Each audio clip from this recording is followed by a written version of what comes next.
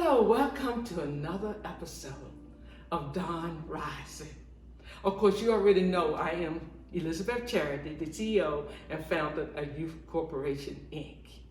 In the last episode, you saw how Monte Brown and William Pye was rehabilitated through the Rise in Orbit program that was sponsored by the Sheriff Office. In this episode, you will see how we are taking it to another level. Brain coach Deborah Charity, who is a partner with Youth Corporation, Inc., introduced to our mental health team, Dr. J. Faber. Dr. J. Faber is the author of Escape. You will have the opportunity and the privilege to meet Dr. Faber today here on Dawn Rising as he shares how to rehabilitate the brain with the sheriff, Sir Harmon, and our own personal brain coach, Deborah Charity. Let's listen to what they have to say.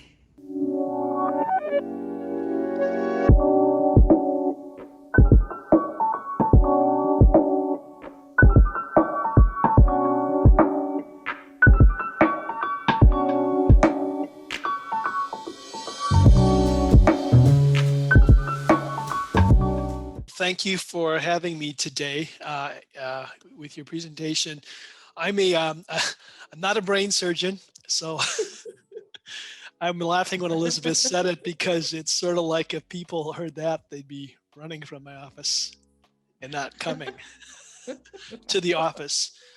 But our clinic, I work at the Amen Clinic in Los Angeles, California. Unlike most psychiatric clinics, we do brain neuroimaging called SPECT scans. SPECT scans, it's a big word. I won't go into what each word means, but it's a real fancy computerized way to see where the brain's getting too much blood flow and where the brain's getting too little blood flow and where it's getting just the right amount. So it's sort of like Goldilocks and the Three Bears. You want to have just the right amount. And we see symptoms occur if you have too much or too little blood flow to the brain. Now, we started doing this some 30 years ago. And with that data, we've been able to kind of put correlations where people have certain symptoms or problems depending on where there's too much or too little blood flow. So where does this all apply to what we're talking about today? I've written a book called Escape, How to Rehab Your Brain to Get Out of the Legal System Forever. And it's primarily written for those people who are in the legal system. And it's like, how did I get here? But I think just as importantly, how do we get out of it? And so I wrote a 5-chapter book or 6-chapter book, which, by the way, can be downloaded for free at www.drjfaber.com. You can purchase it if you want, but I primarily wrote the book to be downloaded for free because the people who need it the most, they can't afford it. And so let's give them, from my perspective, something that's engaging, entertaining, and also motivating to rehab our brains. 85% of people in prisons, as Deb mentioned, have some kind of, we see substance abuse problem. There's 7 times higher the rate of brain traumas of those individuals in jail. And I just learned this literally about a month ago. Children's Hospital in Philly did a study on kids looking at their cortical thickness and the cortical volume, how much basic brain space you have. The more brain space you have, the better you do. Interestingly, those kids who had the most stress, and stress could be equated with parent separation, stress could be equated with bullying or poor friendships at school, stress could be equated with you don't have enough food per day. And what they're seeing is this, is that the thickness of the cortex and the volume were decreasing in these kids. So what does that mean? It means that your ability to remember more, learn faster, all goes down. And if that happens, what does that happen, 5 or 6 or 7 or 8, 9, 10 years later? It leaves you at risk for problems making good decisions, problems with learning. And so what happens? People drop out of school, people make bad choices, they start using things they shouldn't, and then you got all sorts of problems. So why am I bringing all this up is because We've in the past sort of looked at people in the prison system as having just being bad people. They're not good people, and they're not bad people. The majority of them just have bad brains, and we have to get much more sophisticated. We have to get much more scientifically aware of what is going on in the capacity of people who are in the prison system, and then I think most importantly, start doing something about it. And so we use neuroimaging, we use my book, and we use a lot of what I call holistic care. Rather than loading people up with a lot of medications, we found that we can use, at least in a certain percentage, not all, supplements or other nutritional means, along with a lifestyle wellness, to help the brain start to get better. So you feel more calm, so that you're not depressed. But I think just as important is you start to manage your decision making capacity at a completely different level. And so we've been excited and really seeing people with bad brains get better brains. And with that comes um, better choices. From a more concrete perspective, it's like, well, what, so you wrote a book. What does that mean? And I can tell you some of the things we've seen is particular people who've got substance abuse issues who are in the system or going in. We've been able to do evaluations and come up with a brain plan specifically personalized for them to help them not go into a jail system where the brains aren't going to get the kind of treatment, my perspective, as they need, to prevent them from getting into an environment where they not necessarily be helpful or promoting the growth of the brain. Now, that said, it doesn't mean that the Amen Clinic or myself are saying, well, people don't necessarily need to be in prison, but I am saying there is a good proportion of people, if you can come up with a system that they can follow and do and demonstrate, that would be an alternative to being put in a locked in, from my perspective, stigmatizing situation that could affect their entire life. So that's what we do. And if you get the book has, stories, anything from Elon Musk to Michael Jackson. Okay, so we tried to make stories interesting and engaging to help promote overall brain health. There's basically 5 concepts that if you follow these things, we see improvement. One is just having a schedule. Part of the problem is just breaking your day up into morning, afternoon, and evening. And as simple as it sounds, just having something constructive to do, it gets our brain out of its default mode network and more active, and in its more active network. So both your right hemisphere and left hemisphere are working conjointly, and we tend to focus better, remember more, and we're just in better self-control. So scheduling helps do that.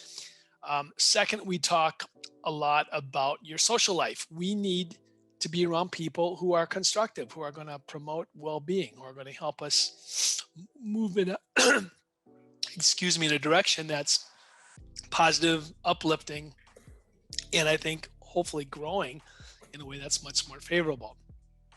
3, sobriety. I mean, sounds simple, but again, staying away from drugs, alcohol. Once we get back into that, we just make worse decisions. I could show you before and after pictures of people drinking or doing pot. I know pot's legal in a lot of states, but THC, I'm telling you right now, it is not best friends with your brain.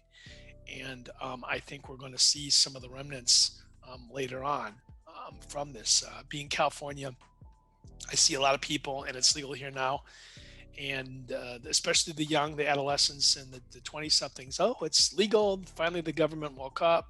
Pot's a plant, and this should have been done a long time ago. And it's like, well, it's plant, but there's 2 active ingredients. There's cannabinoid oil, which for the most part, the data is looking good. And then there's something called THC, where the data is not looking so good. And that can cause some significant deleterious effects to our cortex, where we just don't make great decisions. So we talk a lot about sobriety. We talk a lot about personal self-improvement, where part of growing, is picking an area per week and just making sure we're moving in that direction. I am so excited I read up on you, Dr. Faber, and like how like it seems like simple, but it's genius and it's amazing. I'm excited. So is Miss Harmon, and I usually talk over her, so we usually go to opposite meetings. She goes to a meeting and then I go because we're both excited talkers because it's just, I mean, this is life changing. We'll have a tablet that's coming. We put the Okay. video visitation portion ahead of issuing a tablet to each individual because we still have some infrastructure, some connectivity Okay. issues to work out. But we put the visitation part in place immediately because we're talking about going on a year, or almost a year, that we haven't had any type of visitation outside of legal counsel coming to meet with them. So no family, friends, significant others coming to visit them. They've talked on the telephone, but that's been about it. And I must say, I am so excited to hear, Alex and Sheriff Gregory, what you're doing. In any way I can support you guys, um, reach out, let me know. My own perspective, we need more collaboration and less competition these days. And this would be an incredible opportunity to help a lot of different people and have us all grow and learn together. Because to me, the book's like kind of what you said, Sheriff Gregory. Humility gets you everywhere. Mhm. It's a starting point, but I'm telling you right now, there's going to be a lot more corrections and things to refine, improve. And if you guys use the book, my first thought was, what isn't working well in the book? Hmm. How would we make things better and individualize things more? So um, I'm really excited. I want to hear more about the program as this develops. This is the first I've heard that electronic tablets are being given to prisoners. I think this is a great opportunity. I'm excited to hear what happens. Usually, the brain, if it's look, these are surface pictures of the brain, and none of these are what I'd call dramatically exceptional. But usually, our brain surface is really smooth, kind of like the picture I've got the arrows on. But when we see bumps like this, it's reflections of we're not getting as much blood flow. The more bumps we see, the more likely there's something profusely toxic going on to the brain. Okay. Drugs and alcohol cause bumps all over. Okay. That's sort of like, oh my gosh, that's horrible. But the good news is the more you stay off of them, away from them, and feed the brain, healthy diet, proper nutrition, vitamins, maybe some supplements, it can get smooth again. It can get a whole lot better. And so this whole kind of notion, and brain trauma would be the other one. We see a lot of NFL players where like, oh, this has happened, sorry. Here's what your scans look like. Hope you have a good day. I mean, how horrible. That to me is abusive. If we can say, here's where your brain is, but here's where it could be. And could be means that you get a job for people who are in prison, you have a family, you're able to raise your children and be an example to your family and community. That's huge. It's huge. So it's like we use the pictures, the scans, and it's really, that's just a tool. The real key is to improve quality of life for everybody. But for today, I think this population needs something, and I think it's about time we as a community, as a society, in my opinion, as a nation, stand up and say, you know what, enough is enough. We've got to come up with something better to get people out of the prison, and second, stop from him going in the first place. There's too much potential out there. And as exemplified by the Philadelphia study I mentioned, we've got to get smarter to help everyone out. Sunrise to sunset. All of the day is planned out and they have a schedule. And that is Sunday through Sunday. And the motto is, you did not take a day off from your addiction. Why should you take a day off from your recovery? Right? It makes sense. You didn't have a day where you said, oh, nah, not going to get high today. I'm staying away from it. So don't take a day off from your recovery. So the program is 7 days a week and there is a schedule and everything is structured to include exercise and your social time. That's all scheduled. I just think it is such a blessing to be able to connect with a person like you, Dr. Faber, because I mean, you really get it. I mean, you you have simplified what I think could be a game changer, like globally. So what's our next step, everybody? I don't We know, but talked about doing. I feel like I'm with such great people. I like the energy. Like, I don't know if y'all see me. I've been like trying to fan myself while you can't see me fanning, because as I get excited, my temperature rises, and but I'm just so excited because the possibilities are endless. So we had talked about, just briefly, we had talked about doing a town hall meeting, embracing the community, not just those who are there at the facility. So I want to get Dr. Faber's ideas about that, and where do we go from here? I think one thing that'd be exciting is go to a town hall meeting and try to empower the people. How would you do that? You could give a general sort of talk about the book, but more importantly, then you get to the concrete, the real stuff, what's going on in your county at this time in this place with these tablets and what you're doing, and telling some of the stories, and then have the town hall. But as we grow, we can do this, but we need everyone's help. Then let them throw out their ideas and their thoughts and their thinking, and you're going to get more ideas. But most importantly, you're going to get their buy-in with it, and they're going to have some good ideas. I mean, I've learned 3 things from what you guys have said. But many people do not want to be hit with Alzheimer's.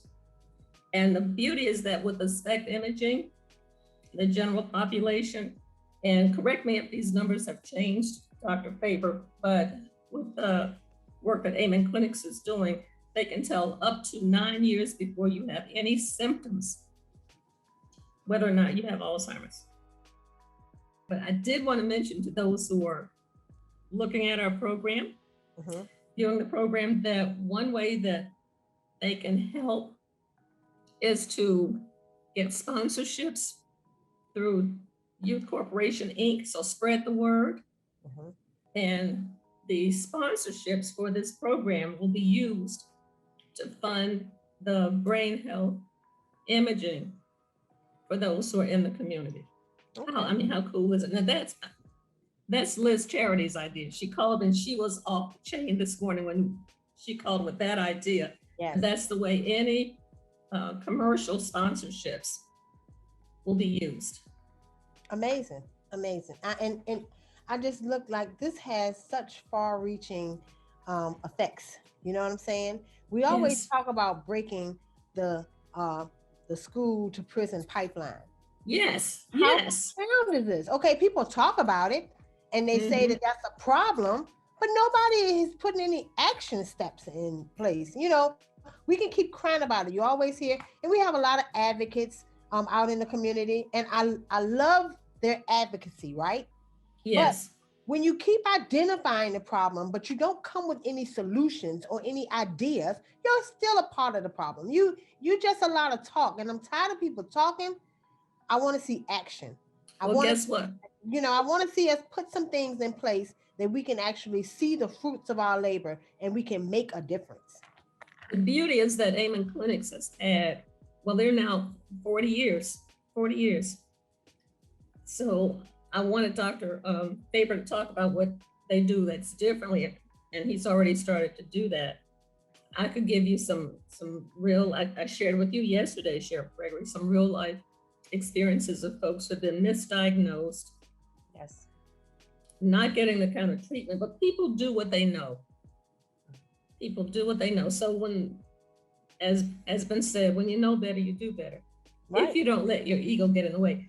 And again, the reason I wanted to show those slides with regards to like Alzheimer's is because sometimes the population will include folks who don't see an interest. But then when you start talking about brain healthy communities and how they can get help to avoid the brain looking like this, all of a sudden they care. Yes. Right? Okay. We always care about what impacts us, right? It's like the why. Why should what's in it for me? What's in it for me, right? That's right, so exactly. Look at this, right? Look at this. We all remember this. Did anybody ever look at his brain before. Were there problems before? And we can name other horrific things that have happened closer to us, right? But it's a community issue. The community now has become the world. So But once again, but I shared with you yesterday about the gentleman who is pretrial. His sentence is actually in Goochland, and now the mom is reaching out about all of these issues, and she's known there's been a problem, but she didn't know how to get help. Okay, right. so now you're reaching out and you want help, but he's in trouble. He's in the system now, you know. Yeah. So it's like we got to figure this out so that we can keep from incarcerating people because they have untreated conditions. You know, You're right. Now look, I know that if I could track you, I know that you will be downloading that book yes, today or yes. ordering the hard copies. And Well, I have actually already downloaded the book with Kindle, like I told y'all yesterday, but yeah, I'm so excited about possibly purchasing some of the hardback copies to be able to start the reading and doing some of the work with some of our orbit men and women. here's the thing that really helps when you look at the fact that when a person needs glasses, there's not an issue. You just go get the glasses, right? Okay. So the idea is to continue to break up that permafrost with regards to behavioral health. Okay, let me give you a little bit of background. This is a person, a male who was in his, I think he was in his 30s. He went into Amen clinics. He said, I got a problem. I know I have a problem. I don't want to take medication, but I know I got to handle this problem. Sex addiction, okay? Now, if you were to look at those 4 views of the brain across the top and the 4 on the second row, look at, if you start at the top left and count 1, 2, and then drop down 3, and then go back to the left. Starting at the top left, 1, then come over 1, then come down 1, and then go back to the left, those 4. That's what his brain looked like. They did the scan, confirmed that he has an issue. I won't go into what the details are then, and you don't know his name, but the part of the brain that helps you to control your thinking and causes you to say, and then what? The prefrontal cortex, the front part of the brain, which causes, before you do something, to ask yourself, okay, and if I do whatever this is, and then what? You see those poke holes at the top? There's not enough blood flow. Right, okay. Now, what he opted to do was hyperbaric oxygen therapy. And that's when the body gets like 3 times the amount of oxygen that you would normally get. Now notice after 27 treatments, the next 4 over here, you notice that? How much improved? More blood flow, which means that his thinking ability was improved. There's a large ADD population in the system. So you can see the improvement here. Not as many holes. And they're not literal holes, but it shows more blood flow to that area. So that the gatekeeper part of the brain is working better. It's like yelling at a person who's deaf, saying, pay attention. You're yelling, okay, they're deaf and you're stupid because they can't hear you, they're deaf. You already know the person's deaf. So the same thing, the harder they try, the more of a challenge it is. But you can see the improvement. In addition to doing supplements, and that's one of the things that Amen Clinics, and this is not a commercial for Amen Clinics, but just to tell you what they do, they first look at the brain, they look at the whole history, and then they recommend supplements. It's just like with ADD, there are 7 different types of ADD. So before you start medicating somebody, you need to know which kind they have. Yes. Okay. So That's Ms. just Charity, a little. you were Say it also, again. yeah, I said you were also talking about yesterday, in addition to the brain scan, they actually check the blood to see what kind of deficiencies. And like I told you, all of this hits home because I've been told all my life I'm anemic. I inherited it. You know what I'm saying? And folks will say that, but nobody. And not knocking any of my doctors, because have had and have some wonderful doctors, but nobody Yeah. gives you like, what do you need to do to not be anemic? Like, am I just gonna be anemic? Can I? What do I need to do not to be anemic? You know Right. what I'm saying? Right. Loyal, that was serious and awesome. As you see how Youth Corporation Inc. is partnering and connecting with other organizations to turn that dysfunctional brain of repeat offenders into contributing members of society right here at the Chest Pass. Yes, Mrs. Charity, I will be filming the self-care package developed by brain coach Deborah Charity right there at the Chelsea Bus facility that can also be televised directly into the jail. Therefore, individuals don't have to go to jail to receive treatment to help their brains function at a higher level. We are actually transforming and producing hardworking, fulfilled citizens of society. We will be using that book, Escape, written by Dr. John Faber, where they can be able to help build their lives and be successful and do not have to continue to live in that cycle of reoccurring of incarceration. Instead of being incarcerated, to be out here producing and fulfilling their lives as citizens. Join forces with us and advertise your business right here on Dawn Rising. Your advertising budget will go to creating workforce development, creating healthy brains, and healthy communities. If you would like more information, feel free to contact me, Lomacio, at 804-921-1533. Or you can contact Elizabeth Charity right here at the number below. Thank you for your attention. See y'all next time.